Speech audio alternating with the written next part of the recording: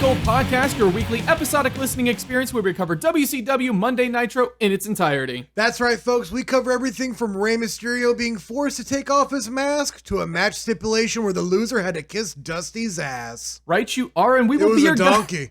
It wasn't really his butt. It was a donkey. That was the whole thing. That's like one of the last episodes. I just ruined the entire, You know what? We've been doing the same intro for 12 weeks or 11 weeks now, so it can be different. 6 years gone. That's okay. Either way, though, you are absolutely correct, but we will be your hosts through this wrestling odyssey. The voices of tomorrow, the Midwest mouthpieces, Mr. Peace, everyone, and I am Mike Ogden wishing all of you an enjoyable Monday morning. All right, let's get to it and ring the bell. Have you guys ever seen that movie Deathstalker or Deathstalker 2, which is similar to the first Deathstalker in that it has the same scenes repeated over and over again? Is that why it's called Deathstalker 2? It is. And when I say the same sure scenes, it's not squared? When I say same scenes, I mean they literally took scenes from the first one and placed them into the second one. Break them. Fuck them. Fuck these audience. Fuck them. Mike Ogden on a terror about B movies. I'm just paintbrushing. Yeah, and the second Conan, what was up with that? You didn't sell the boogeyman? Let me paintbrush you. Sorry, that's a fun reference for anybody. Anyway, no, if you've seen the Deathstalker movies, then you've clearly also seen this Hulk Hogan promo at the beginning of the... Hold on. WCW, real quick, let's back up, has learned, sadly, that once you go to Florida, you never get to leave Florida. Oh, no. Because they're in Jacksonville for a second week. Yep. November 13th, I was about to get to that. I was looping this around. We were going to do a big circle. This was a cul-de-sac of thoughts and feelings. The feelings are bad. I'm just going to circle back and say I'm not going to call them sequels 2 anymore. I'm going to call them squared. I mean, that's fine. Yeah, you can. You could just also call them 2, like TOO. No. Like, yeah, this one's coming along too. Yeah, a friend of mine, Drew, we were... You guys like grammar jokes? Drew and I, it's a friend of ours. We were talking about I use that term very loosely. Yes. In case any government agencies are currently listening to this. Well, I know he's not listening, so we can call him whatever the fuck we want. But we had this idea for making a movie. It's The Labyrinth, but it's not. It's also The Labyrinth. It's The Labyrinth 2, TOO. Not a second movie of. It's just another version of The Labyrinth. It's just with all the David Bowie scenes cut out. Also The Labyrinth. I want to leak that and be like, The Labyrinth 2, the good version. All David Bowie scenes and references just cut out. And I love David Bowie. Stop, man. Please don't. I'm going to get copyright struck. Fuck. Got us again, YouTube. If I sounded like David Bowie enough to do that, I would not be here on this podcast. No, you would. You're right. Anyway. Let's talk about real talent. Yeah. Pepe the dog dressed up as Super Dog. Super Dog. And did Mongo McMichael making him fly through the air? He didn't get my best dressed. No. I didn't pop for it. No. I think he's burned it out. He's going to have to. Mongo McMichael, listen to me. If you can hear me 20 years ago, you're going to really have to up your dog costume game to reel me back in. If he's already immortal or whatever the fuck we said he transcends time. He transcends time. He can go back and fix this. What we're saying now is going into an interdimensional time wormhole, and he's hearing it 20 years ago. He's actually responding back then, which is now the present day, to what I'm saying in the present day 20 years ago back then. Yeah. I just have to look for the clues and look for it. I think the number is 23. That's the secret. No, we're not talking about Michael Jordan. Speaking of Michael Jordan. That's not what I meant, but yeah. I called another Mike, being Mike to my left here, by host Mike Ogden. And I was like, did you watch? Not even my last name. Mike Ogden. I'm sorry. This episode's great. Fuck anyway, you guys. No, because this episode is going to mirror the episode we had to watch. It's true. So get ready for 45 minutes of just pure garbage. I'm pretty sure we've used that excuse 5 weeks in a row now. I'm sorry. Make better content. Why has Nitro suck so much worse than we thought it did? This is now not as fun as it was on week 2. What did you ask me before the show started? I don't even remember. When does Nitro get good? You were like, when does Nitro actually get good? And I was like, man, I don't really have an answer for that. No, I promise, it's really good. 1997 rolls around, it's awesome. I think it's like BCE and ACE, but with Scott Hall. we're in the BSH era right now. We're in like 50 BSH before Scott Hall. God. But anyway, I called Mike last night and I was like, did you watch the episode? He's like, crap, I forgot. And I was like, man, I've been putting it off because I actually got the ESPN Plus thing. How is that? It's awesome because I've been watching nothing but 30 for 30 movies and not. Oh yeah, that's the shit right there. Not going to work or parenting or like watching the hour worth of wrestling I need to do this podcast every week. I was just like, no, we're gonna watch an hour and a half long thing about the Detroit Pistons. I don't have time for Nitro right now. So normally we record these on a Sunday or a Monday. Typically Sundays. That's usually the day that we go for. Sometimes it's the Monday. Today is Tuesday. We've been shoving this off like as far as we could fucking go. There's no such thing as a bad 30 for 30 movie. No, there's not. Yo, Cody and I watched one, and it was the Chuck Liddell versus Tito Ortiz feud. It was so good. If you want to. It's probably not as good as this coffee, though. No. Gavalia, what's up? Man. Sponsor us. That's right. We're not, sponsored by any public corporations. I love my Gavalia coffee while I watch my ESPN subscription channel. I gotta get done with this, go shopping at Home Depot. Get me a nice Diet Dr. Pepper after that. I told you, though. It's Lowe's! We shop at Lowe's! Look, if you can go through an entire hour of Cornette not talking about the episode that you can put up with put up with 7 minutes of this. So I want to ask you, if we keep doing this and if we actually make the Patreon like we've been talking about for over 2 months now, we've been talking about this Patreon and I making almost made a Facebook for us yesterday. Oh, we should make a Twitter. Yeah, we definitely need to. We will get to this, but in the 2 years after we do this, do you think if we got enough backing, we could convince Home Depot, if we kept it clean, to let us do a live episode somewhere in their store? What do you mean convince them? That store is big enough. Why'd you guys bring in a folding table? We bought this here. It's you already. Okay. Why did you leave it up, idiot? We'll be sitting on the lawnmowers. Just this Juventud Guerrera match is actually really good. There's a reason this is on a laptop. This is portable. I can take this everywhere. There actually is a podcast, and I swear to God, we're gonna get back talking about wrestling from. I hope we don't. 1995. Frankly, it's called Podcast But Outside. Okay, and they just go to I don't know where it's at, but it's in busy cities and stuff like that, and they just set up a table and just do a podcast outside and just talk to people who come by. Here's the thing: some girl came by and gave one of the dudes a lap dance. There's crackheads and people protesting. It's just Philadelphia's wild these days. I don't know if it's Philadelphia. I haven't. You should check it out though. It's actually a really cool concept. I like that we plug everybody else's stuff. But just if you guys want to check it out, there's this hot new podcast. Want to get support for it? It's called Something to Wrestle With. Bruce Pritchard. I don't know if you've ever heard of it. Support Wrestle Talk. I want to give you. I don't know if you guys ever heard of it. It's a small independent thing. Want to give those guys enough support because they definitely need it. I don't think they've got a couple thousand sponsors. Let's up those numbers. Some grassroots campaigning. You were talking about that outdoor podcast. Here's the thing. We just did the bell thing last week where, we rang a bell for every military press slam. Oh, I'm sorry. That is our new space age technology, and it is the Sting military press slam counter. It's never coming back. I'm not fucking doing that again. That made editing way worse. Nope, not doing it. Because there's only one this week. There is only one this week, and I'm still not adding it in. What? Nope, that's it. Cue the sad music. Rest in peace, Sting's military press slam count. Military press slam counter. I actually made 2019 to 2019. MPS count, and I got one. I was waiting for more of them, and then it stopped, and I was like, I know. I was like, man, we got all this new technology from Russia. Tulsi Gabbard and Jill Stein signed the deal and brokered it with the Russians to get us this new technology straight out of 1983. Now it's gone. What the audience doesn't know. Miklavov is going to be pissed at us. What the audience doesn't know is this is our transitionary episode out of wrestling into just being a Monday morning podcast. Yeah, literally just Monday morning. We're just doing Monday morning podcasts about anything at this point. Instead of the Big Gold podcast, now it's just the podcast. No, we're still Big Gold. We're still golden. Golden shower. So let's get to the gold in this episode. Yes. There's not much. No. This is like dropping an engagement ring into a septic tank.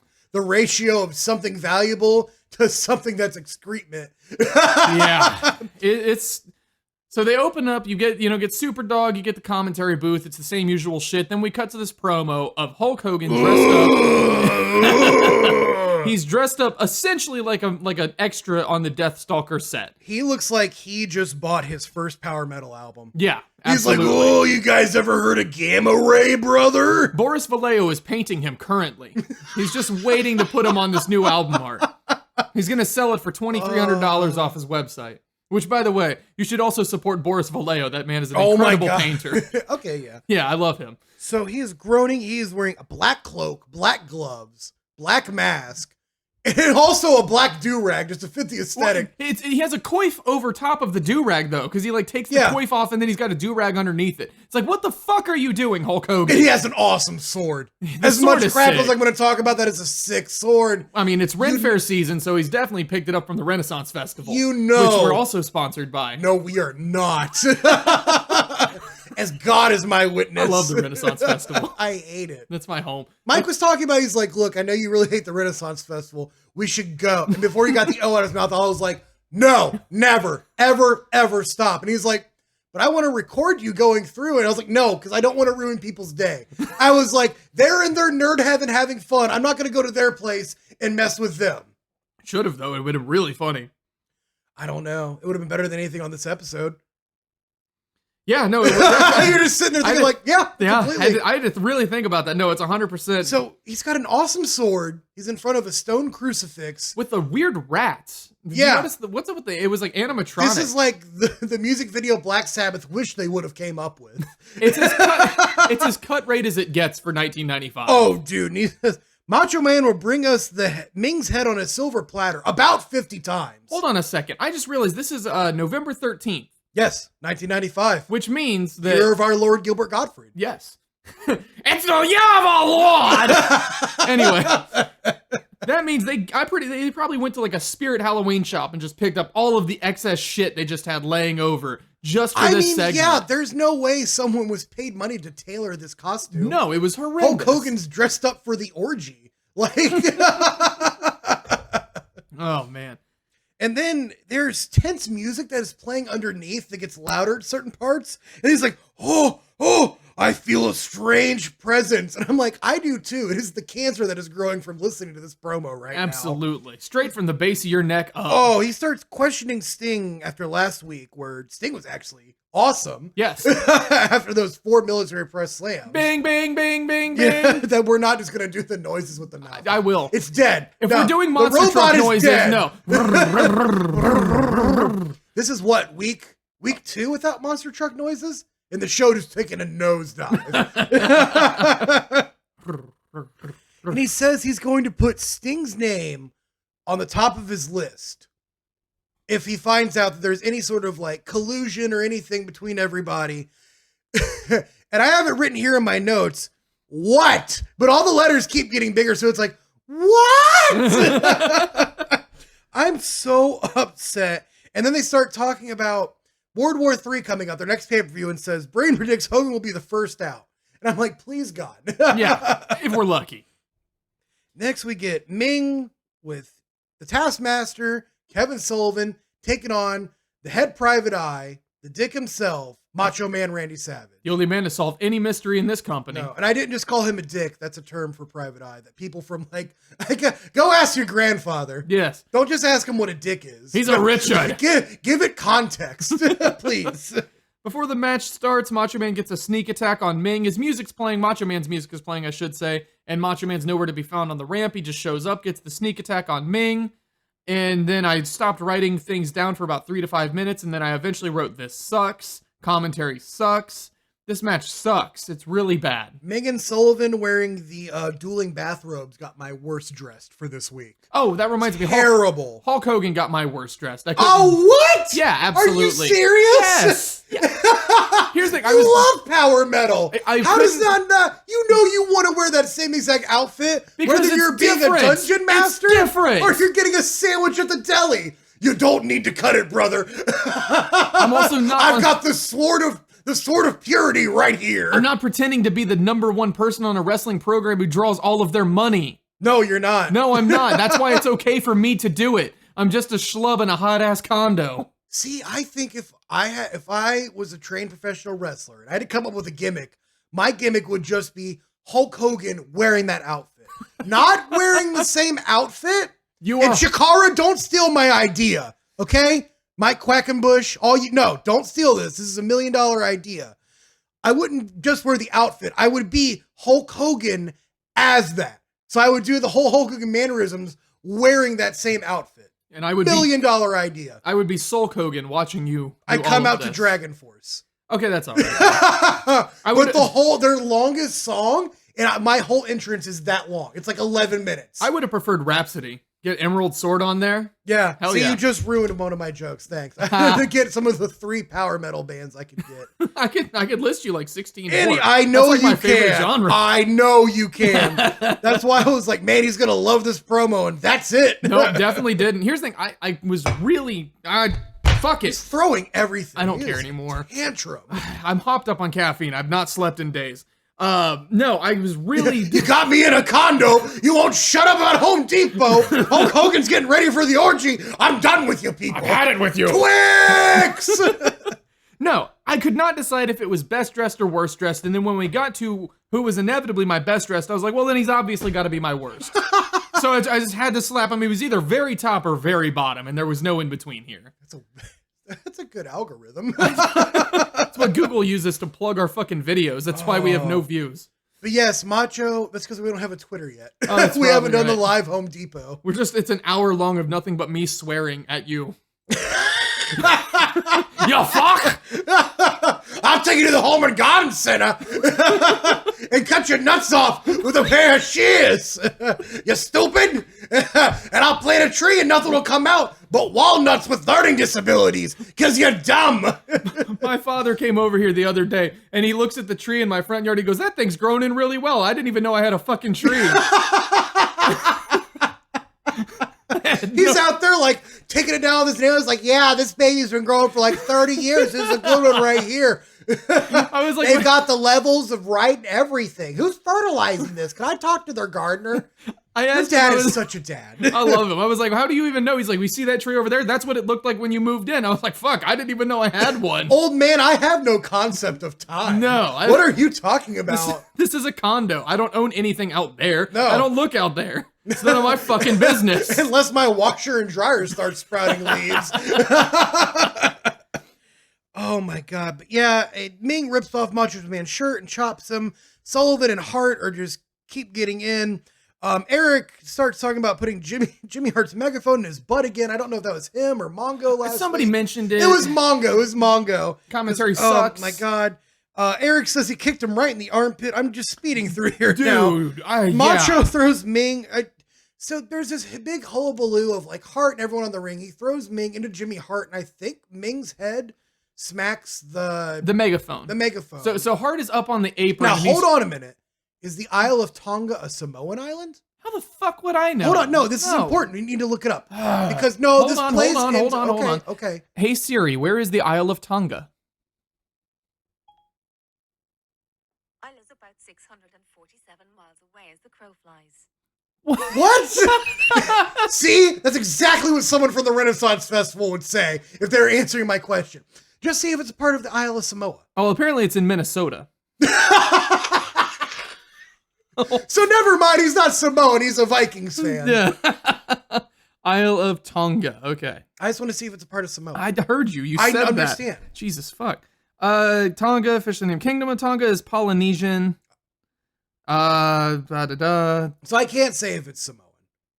Yeah, Polynesian sovereign state and archipelago comprising of 169 islands. 69. This is now nice. This is now. It's surrounded by Fiji, Wallis, and Futuna to the northwest, Samoa to the northeast. Okay, so he's not technically Samoan. Sorry, because I was going to go into the old wrestling gimmick that Samoans were immune to any strikes to the head.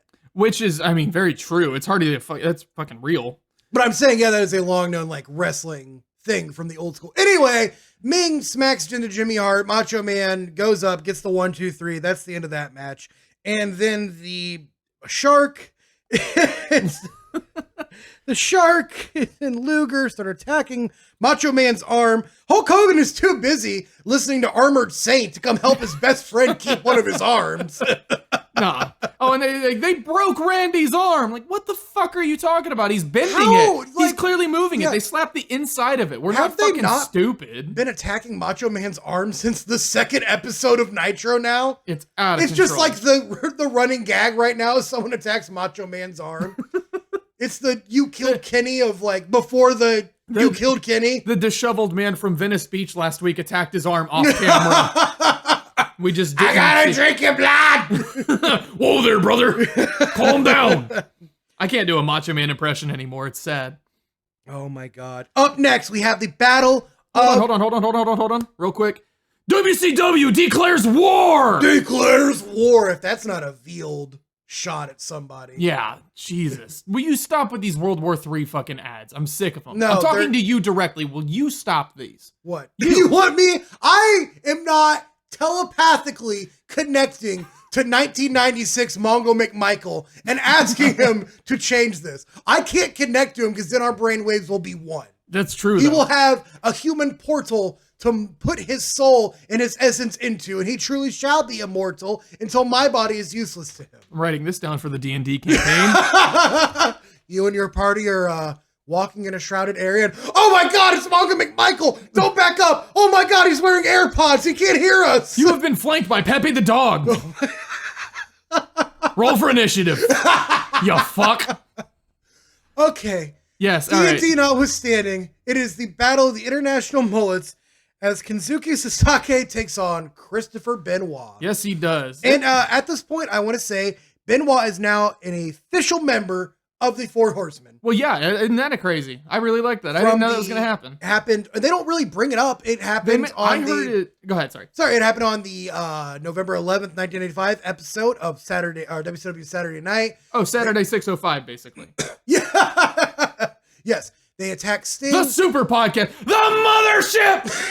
The most viewed wrestling show on the weekend. WCW Saturday Night. They put that over. It's like, who else has a wrestling show on the weekend right now? I like how I'm putting over somebody else's podcast again, and you're... Yeah. I can't help it. Anyway, so they attack Sting, but afterwards it was funny because I watched the whole promo of Pillman officially saying, Pillman calls Chris Benoit a whiskey drinking, skirt chasing son of a gun. And I wouldn't use any of those things to describe Chris Benoit ever. No. At all. No, I've never I once... would have put over his pure wrestling ability. Like, I know it's the Four Horsemen, and they party, you know. And that's the and kind they of... shag, but But he doesn't... Like, that's not really his thing. no, he's just a guy from Canada who hurts people. A lot. And has a mullet. Yeah.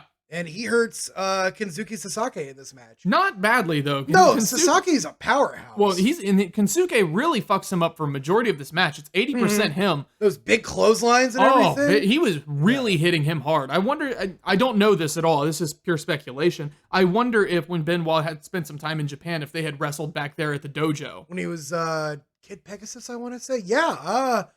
Or at least like, you know, a match in one of the federations. We'd have to look that up. Yeah. That I would be figured really you would cool. have, honestly, with all of the fucking research you do. I wasn't about No, to. I was too busy trying to get ESPN Plus Oh, that's and right, different yes. coffee places to sponsor us. Yeah, they need a 30 for 30 on Kensuke.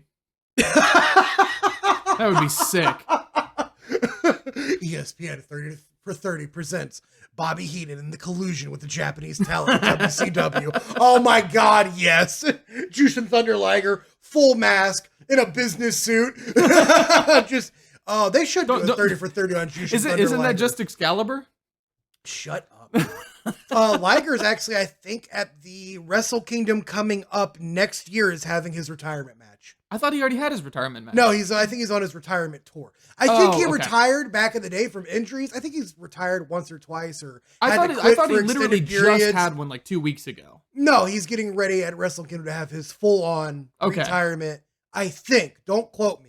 Now I'm plugging New Japan Pro Wrestling. Well, Go you give them should. money. Not Yeah, quite frankly, you should. No, Yeah. honestly, I remember him reading about him wanting to go out while he's on top rather than, obviously he's not quote unquote on top, but he's still very much capable of. He's great. He's killing it That still. NXT, what was it? NXT, this was years ago. The NXT Brooklyn match he had with Tyler Breeze, great, man. Oh, well, it's Tyler Breeze. I mean, Yeah. excellent wrestler. Liger is great. And I want to say there's Luger and Liger. There's a big difference. Jushin Thunder Luger. That's my new D&D character.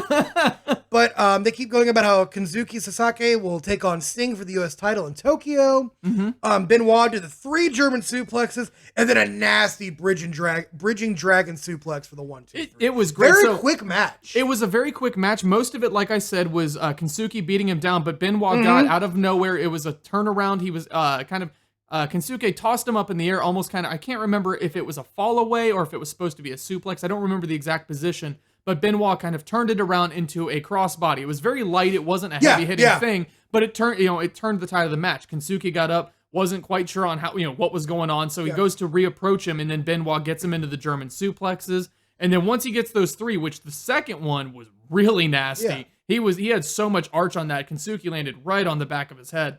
Third one happens, and then he flips it over to the dragon suplex, gets the pin, and the match is over. Yeah, they did good with the time that they were given. The time they were given, they sold Kensuke as a big bastard. Yeah, and as Benoit, someone who can just hurt you and put you away. Yeah, very quickly. Good.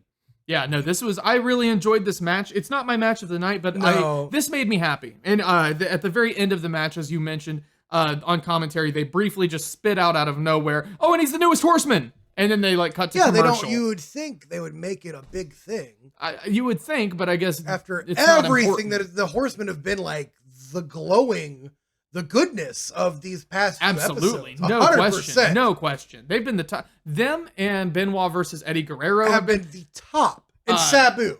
Anything with Johnny B. Bad has been great. Oh baby. Which, speaking of, up next we got Johnny B. Bad putting his TV title on the line against Eddie Guerrero.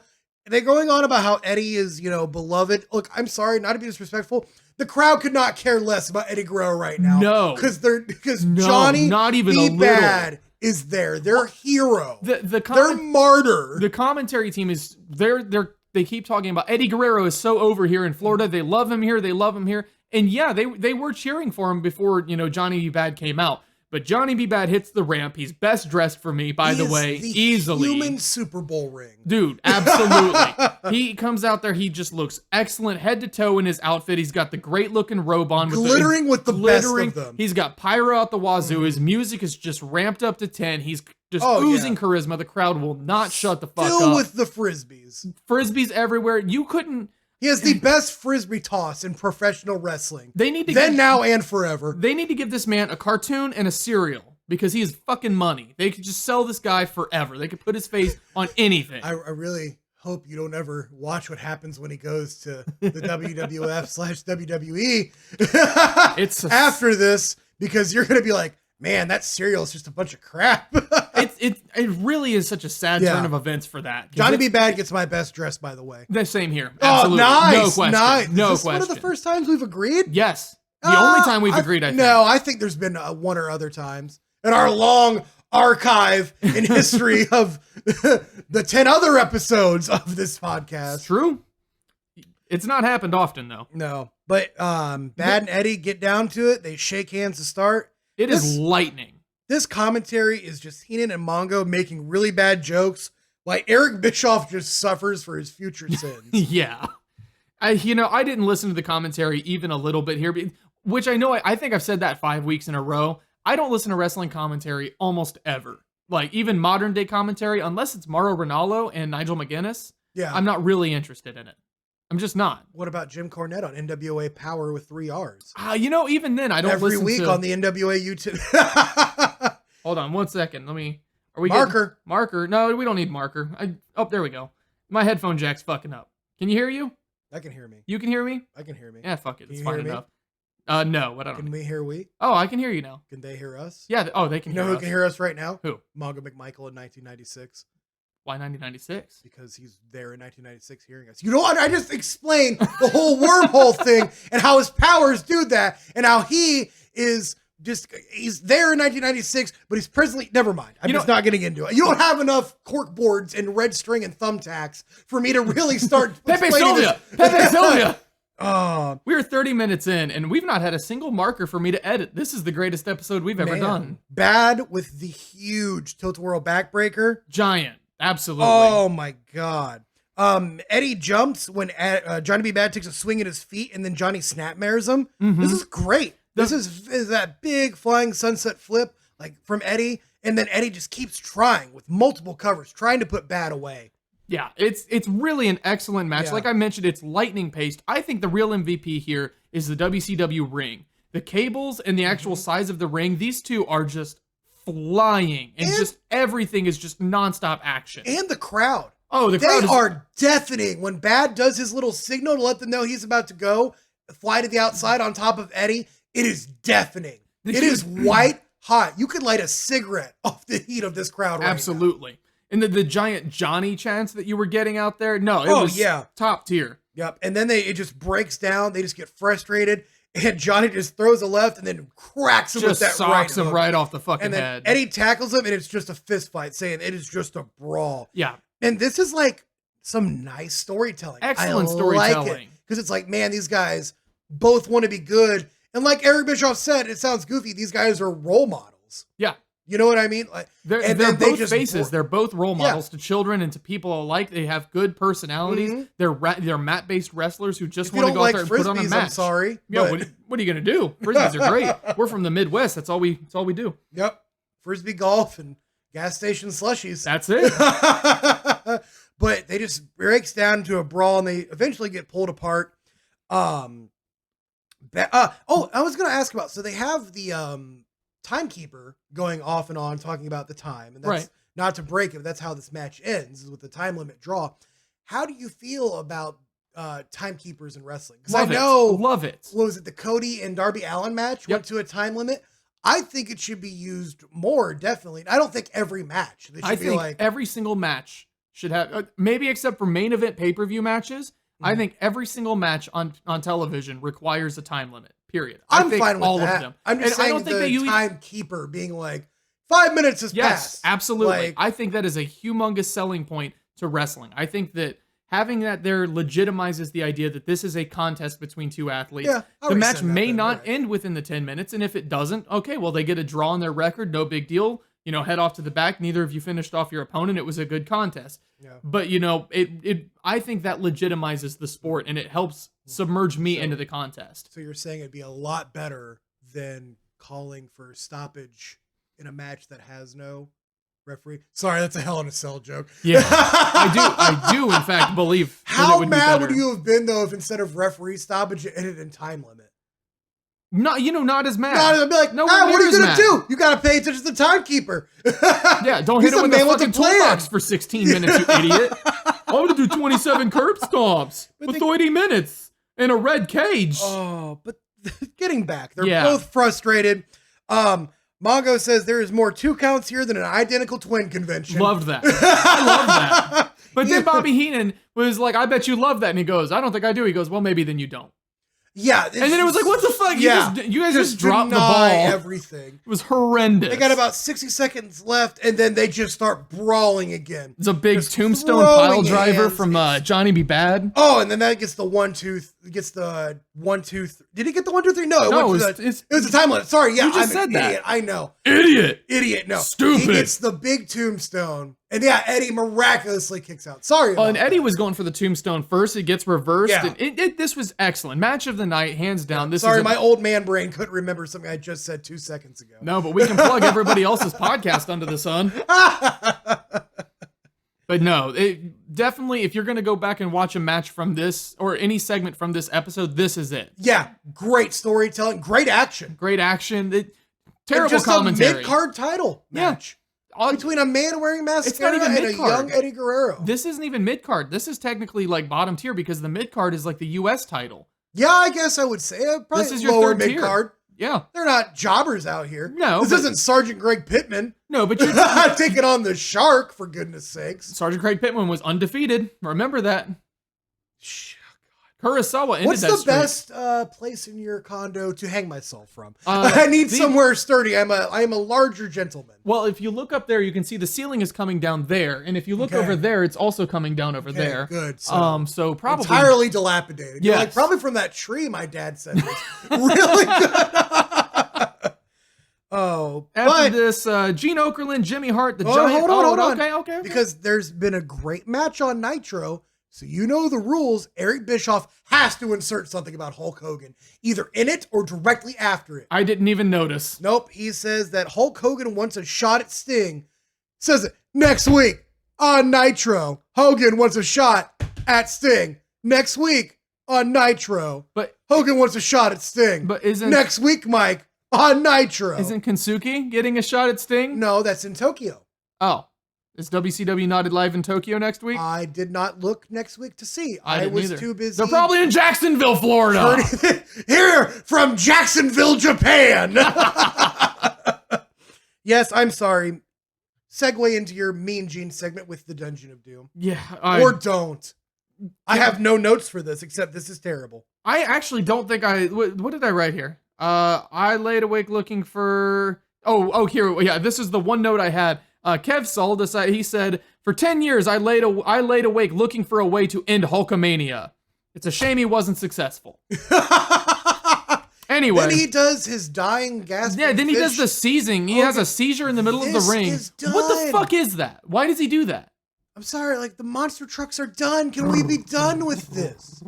Sad monster truck sound. You know what? We don't need Kevin Sullivan or Jimmy Hart with the Giant right now. No. The Giant could just come out and say what he said, He'll be the and heavyweight. he'll be fine. He'll be the heavyweight champ forever, or until they get bored of him. He's a massive man. He doesn't need to really talk. If you want to have, I just, you know, when he talks. I do like like this. the idea of like bigger, more monster people having handlers.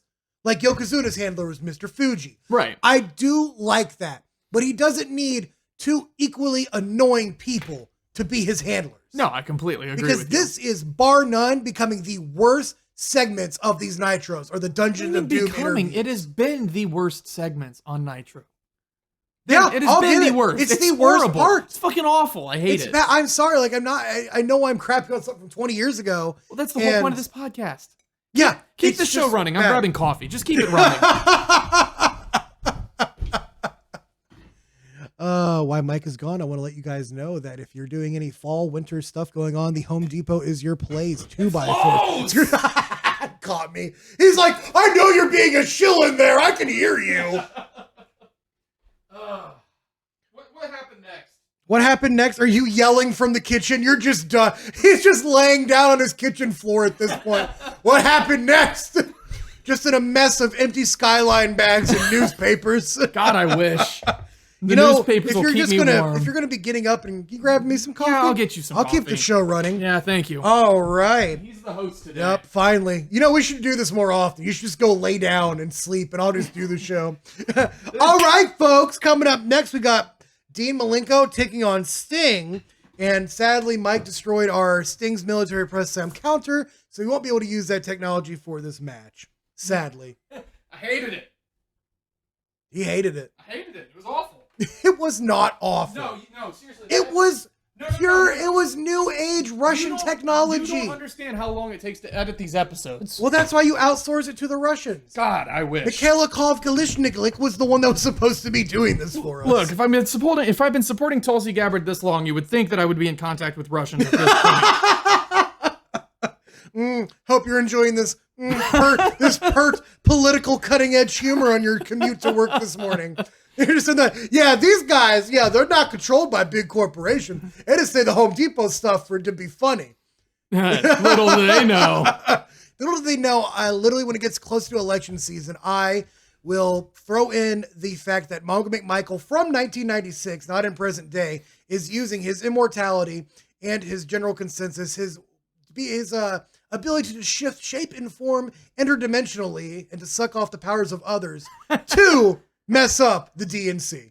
Yeah, oh, that's It's all definitely Mongo. all Mongo. Little do you know, I have relatives who work at Lowe's. True story. That's why I get Lowe's gift cards every year and I have to sell them.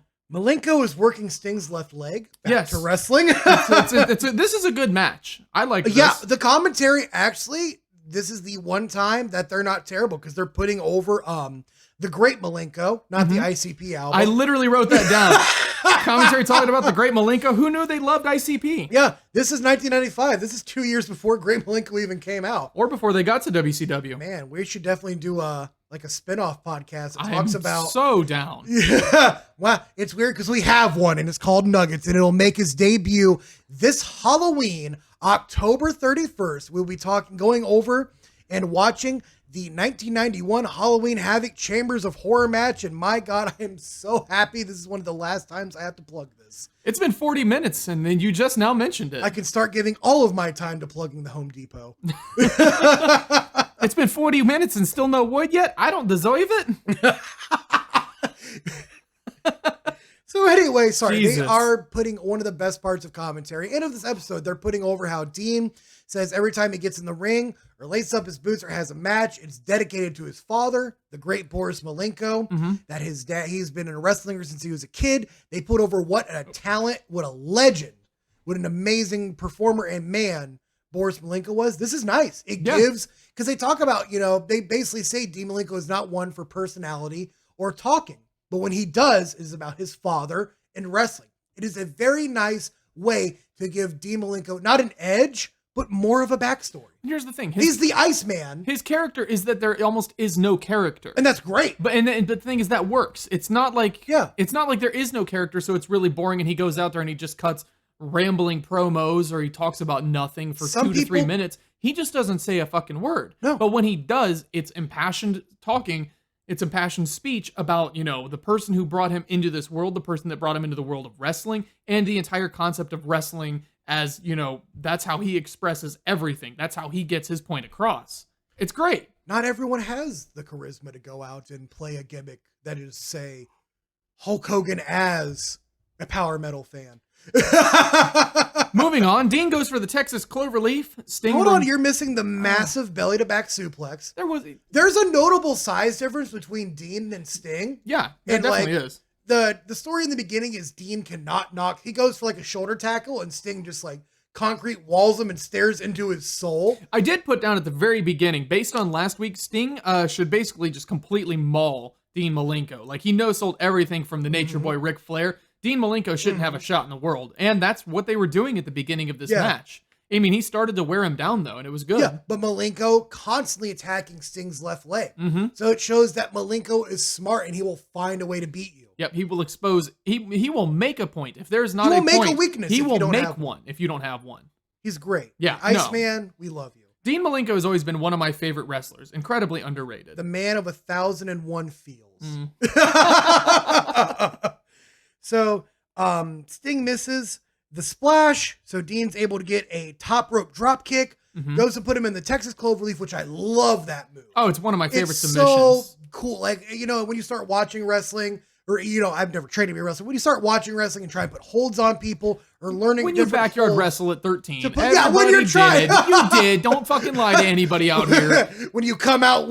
How many times did you choke slam me in the middle of the yard? Oh my God. And the grass just knocks the wind out of you. You land on a root from a tree. If your dad was happy, he's like, I know Mike and his stupid fat friend are upstairs hitting each other over the head with a folding chair, giving themselves concussions, but at least they're home not getting into trouble. At least they're not on drugs. It's like my mom talking to your dad, like, what are they doing? No, they're upstairs suplexing each other. That or they're having gay sex. Either way, they're not outside breaking anything. Either way, it's wrestling. They're away from my car. That's all I know. They're outside skateboarding to Iron Maiden again for the 5th time this week. That's all we did. Sounds really good. Turn off the boombox. I like this song. Oh no, it's Venom. Damn it. It's not Iron Maiden at all. If your dad ever hears my impression of him, he's going to put me in a Texas Cloverleaf. He'll beat your ass. He's going to rip my leg off and make me eat it. It's so far There you go, vegan. How about some meat protein, huh? You like that? Sounds nothing like him. Tastes like a Speedway hot dog, doesn't it, buddy? It is the You see worst. this tree? It's growing really good. I'm going to put him on the podcast just so people can We really should understand. have your dad on our podcast. be great. All this wrestling stuff, it's okay. Chuckle it down now. There's a man. See, Peace, your head tattoos are stupid. Chuck Liddell's head tattoo? That's intimidating. It's original. He was the first man ever to get a head tattoo. Just your dad on one side, Rainy Couture on the other side. Talking You about mean also my dad? your dad, but without the mustache. No. That's all who Rainy Couture is, just Mike's dad without a mustache. Anyway, my God. Jesus. So he goes for the cloverleaf, but Sting is able to roll him up. Small package, gets the win. And then after that, there's like Sting does a promo with Mean Gene afterwards. I literally wrote, it is like nothing at all. I don't know. I have nothing. I have nothing. It says right now, Mean Gene with Sting's segment. Sting, open quotation, nothing. Nothing. That is the last of the notes I have for this episode. Dude, Bischoff looks so annoyed as they're about to close the show. Are you watching next week? Yes. You have to. Okay, but if you're... No. I actually said I would watch next week. This episode was fine. There was a lot of good wrestling in here. I don't think there was really a bad match, quite frankly. The Macho Man versus Ming match was it was boring, but it wasn't bad. It wasn't offensive. It was just kind of something there. The promos were very blah. They were... The Renegade wasn't on my TV. So here's the thing. I will take a blah and boring promo that I can't remember over one that upsets and infuriates me. This was mediocre and it was non-offensive. And the good match that was there, Johnny B. Bad versus Eddie Guerrero, excellent. I guess I would say it's like stale movie theater popcorn. It's it's not still delicious. the best. I'll but still eat it. It's still good enough. You're going to eat it and, want some more. Yeah. I'm not saying I hang out outside of theaters and just ruffle through their garbage to eat my movie popcorn. I'm not saying that I wait out the back and say, hey, here's a 20. You're give paying? me the big bag. You maroon, you're paying? See, what I do is big fucking bag. I go and get all their popcorn in a trash bag and I bring it inside the theater. I'm like, now does this have butter on it? Because that's not vegan. Your popcorn is vegan, so you put the butter on it. Now, They're like, sir, one, you need to be wearing way less tighter sweatpants. Two, please leave. I'm like, nah, not until you give me a ticket. What are you, Carl from Aqua Teen? Now look here. I need you to give me all your friggin' popcorn. I've got blue sweatpants and a wife beater. I'm a Giants fan. And the flip-flops. I dislike the flip-flops. I dislike my neighbors. Mm-hmm. The only difference is I'm in a loving relationship. I mean, he was too, with himself. My last name's not Batana Lataluski. See, I can remember that, but I can't do long division. But I can remember a cartoon character's last name. I didn't even know his last name. I didn't know he had one. Batana Lataluski. That's hilarious. Yeah. Widdly wah, widdly widdly widdly widdly widdly widdly. You know what else? Wah. You know what hasn't been hilarious? That's hot, baby. This episode of this podcast. Yeah. So I think we're gonna cut to the music. I think so. Fuck it. We're done Really? here. You don't want to get off and just go lay down on the floor some more? I just want to get off. Did I? And with that, we hope this Monday morning you're able to get off. Absolutely. So- At work. Yeah. It's a Clinton work day. Oh, boy. Hey, it's 1995. We're making some So- good references here. So from Russia, with love, from our coffee. Shut the fuck up. All right. We'll see you guys next Monday. We Have an love enjoyable you. Monday morning. We love you. Goodbye. Here's some music. Get out of here.